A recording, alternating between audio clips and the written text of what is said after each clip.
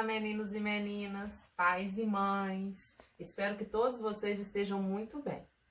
A tia Gustamara está aqui em isolamento, né? Em função dessa pandemia, desse vírus que está circulando na cidade, no Brasil e no mundo.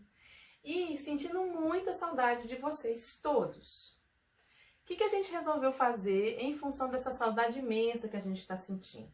Eu, a tia Raquel, a tia Giza, resolvemos, junto com outros professores que estão ajudando muito a gente, a criar um canal no YouTube chamado Caixa Viajante. Eu espero muito que vocês se inscrevam, abram o canal e se inscrevam lá.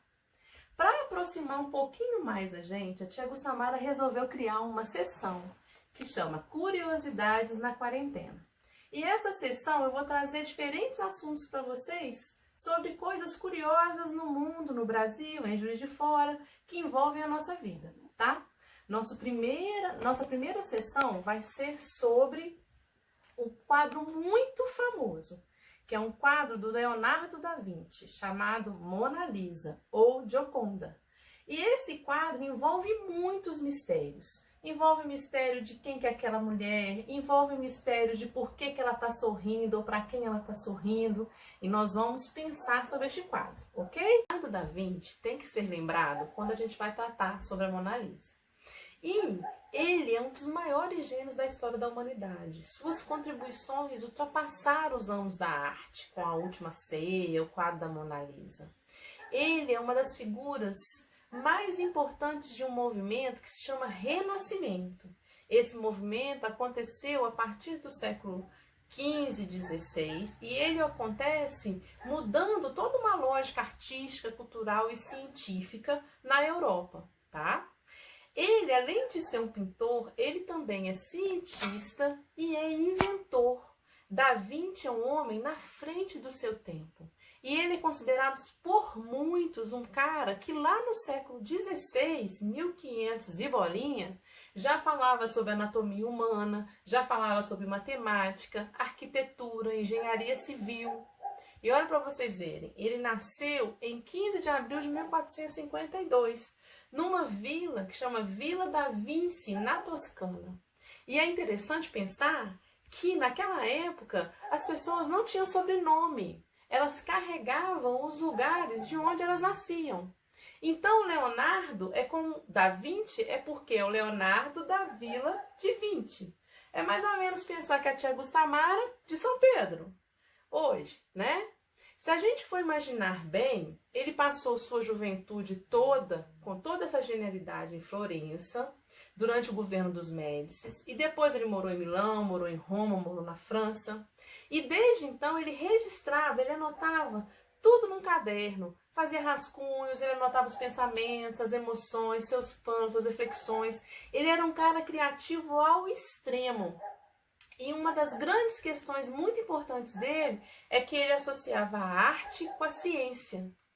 Ele é um dos caras que faz depois um desenho que chama O Homem Vitruviano.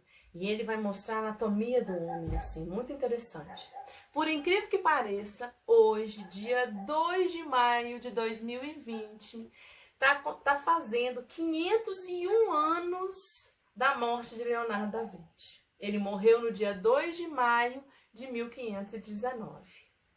Essas são algumas obras do Leonardo da Vinci, O Homem Vitruviano. Depois a gente pode ver A Última Ceia, uma das obras mais importantes dele. A Mona Lisa também, né, que ficou famosa por causa do roubo do Louvre. E seu retrato, que foi feito por Cosimo Colombini. Nós vamos falar agora sobre o Museu do Louvre e a galeria onde está o quadro da Mona Lisa. Estas são imagens externas do Museu do Louvre, em Paris, onde está o famoso quadro da Mona Lisa de Da Vinci. Ele foi construído como castelo do Louvre pelo rei Filipe Augusto em 1190, para defender Paris contra os Vikings. Depois se tornou moradia dos reis da França por mais de 700 anos. O atual edifício foi arquitetado durante o reinado de Napoleão III. Como museu, o Louvre é bem velhinho, tem 227 anos. É composto por muitas galerias que expõem parte da história da arte criada pela humanidade. Por ele passam cerca de 9 milhões de pessoas que admiram desde a sua entrada pela pirâmide de 21 metros de altura até a Mona Lisa de Da Vinci. Finalmente, nós vamos tratar sobre a Mona Lisa. Mona Lisa, também conhecido como Gioconda, vem de Mona, Madonna, e Lisa é a mulher do rico mercador Francesco Giocondo. Mas a obra da Mona Lisa é tão famosa devido ao roubo feito por Vincenzo Perugia em 1911, que transformou a pintura como a mais famosa do mundo. A imagem começou a aparecer nos cinemas, postais e anúncios. O quadro foi pintado ao longo do século por Duchamp, Salvador Dalí e Warhol. Vamos observar agora um pouco a imagem. Vocês viram que a mulher não tem sobrancelhas? Que tem um véu na cabeça? Que os olhos nos seguem e acompanham o nosso movimento? Daí vamos à questão do mistério. Afinal, Gioconda está sorrindo ou não? Temos alguns indícios. Leonardo havia se apaixonado pela modelo? O rosto pintado era um autorretrato do pintor? Na época, as mulheres raspavam as sobrancelhas? No fim, tudo resume-se à técnica de pintura usada por Da Vinci, que dá a impressão que a boca pode mudar, de acordo com o ângulo e a distância em que é visto o quadro, o que nos conduz ao sorriso enigmático da Gioconda e à impressão de movimento de seus olhos. Da Vinci conseguiu isso graças a uma combinação entre cor, luz e sombra. Então, pessoal, será que o Leonardo da Vinci teve a intenção de pintar o sorriso da Mona Lisa e seu olhar enigmático? Bom, isso vai ser difícil de responder, né? Afinal, 501 anos de sua morte, né não? Aqui vamos terminando o primeiro vídeo sobre curiosidades na quarentena.